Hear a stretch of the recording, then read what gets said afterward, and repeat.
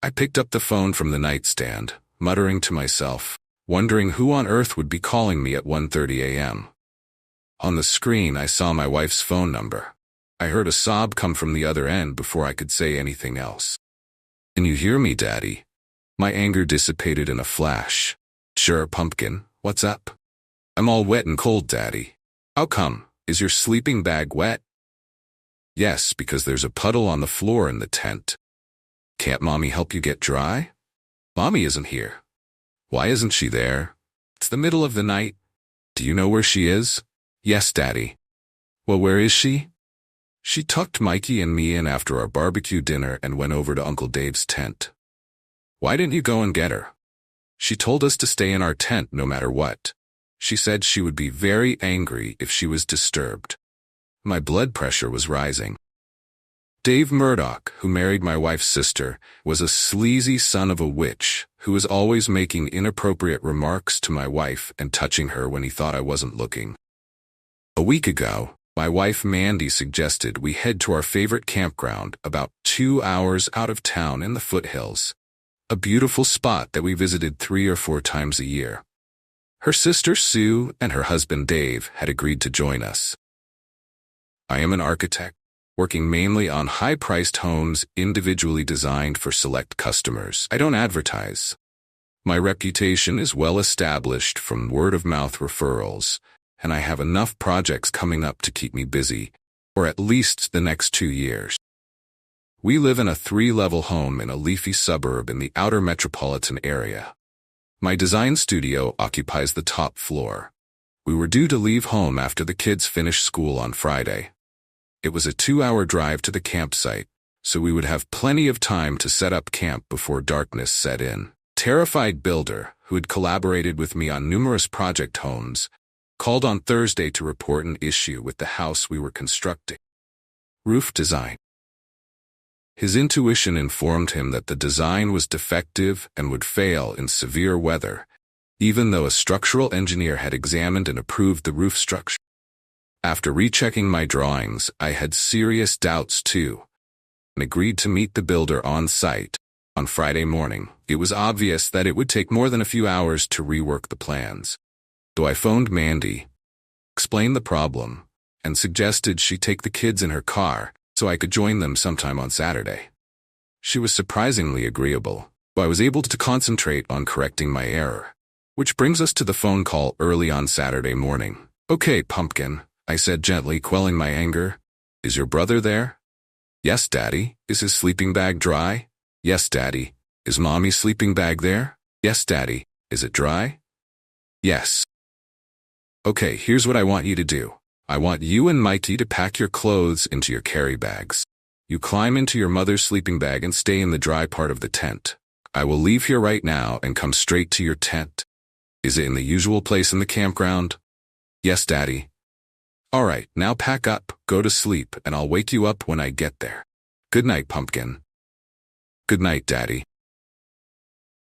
With virtually no traffic on the roads, I cut out the 2-hour trip in a little over an hour and a half, easily spotting our bright orange tent somewhere close to our usual spot. The reason for water ingress was obvious. My wife had pitched the tent on sloping ground, and the lower side was nestled in a 3-inch deep puddle. Quietly bringing the car to a stop alongside, I opened the tent flap. The beam of my flashlight captured my 2 angels sound asleep, snuggled up against each other on the high side of the tent, their packed bags side by side next to their sleeping bag.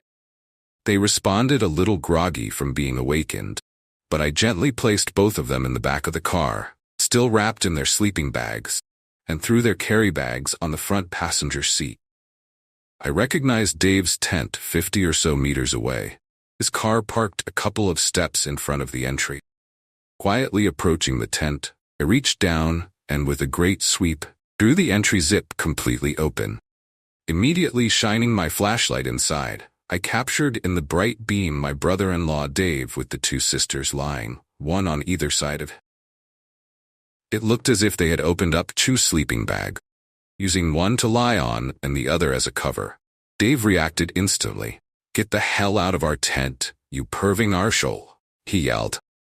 I held the flashlight beam steady. Flinging back the cover, he exposed both women, fully naked, scrambled to his feet, and charged at me. Holding the flashlight as steady as possible, I stepped to one side. Instead of headbutting an intruder, he continued his rush out of the tent. My work boot lashed out at his lower legs as he flew by, eliciting a howl of pain and sending him headlong into his own car door. With a groan, he dropped like a stone into the wet earth, and suddenly it was very still.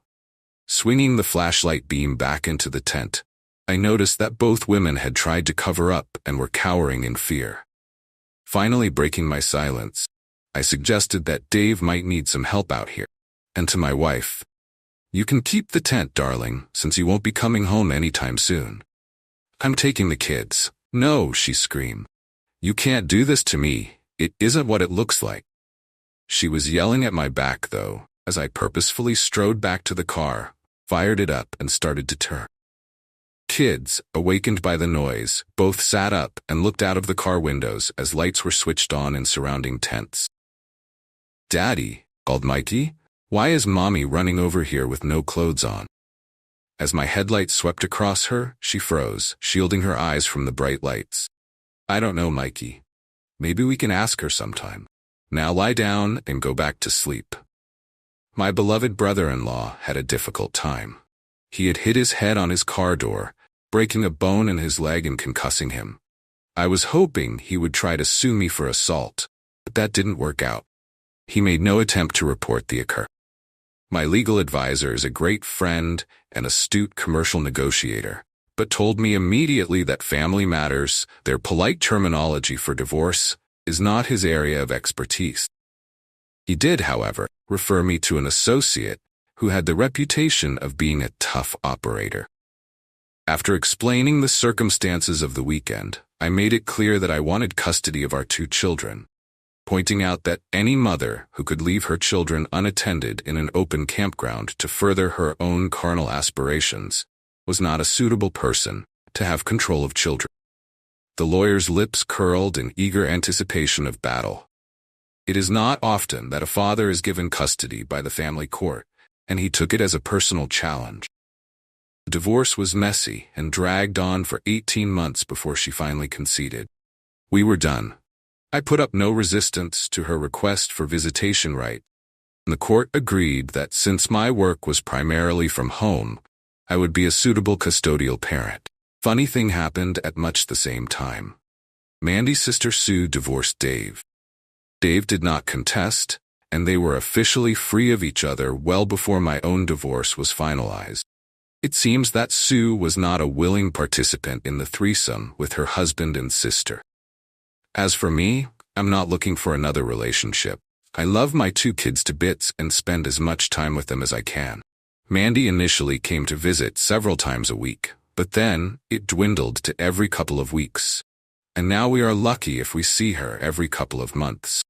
She complains that the kids are unkind towards her.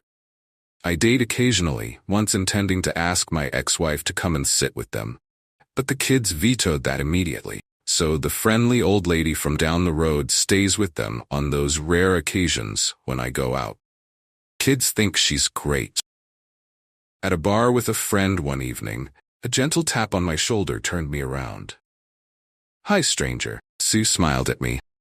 We spent the next 3 hours bringing each other up to date on the past 3 years. My ex-wife has decided that alcohol is the cure to all of her problems.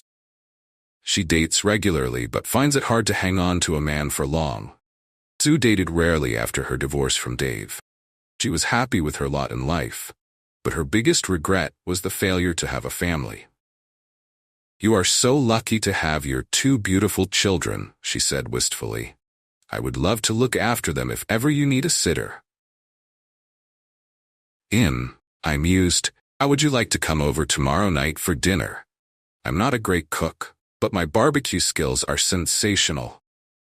2 children were excited the following evening. They had not seen their aunt since that fateful weekend and were looking forward to her arrival. The steaks were delicious, and the fresh salad I bought earlier was perfect. I put the disappointed children to bed an hour or so after dinner was over. They could not get enough of their aunt and refused to leave.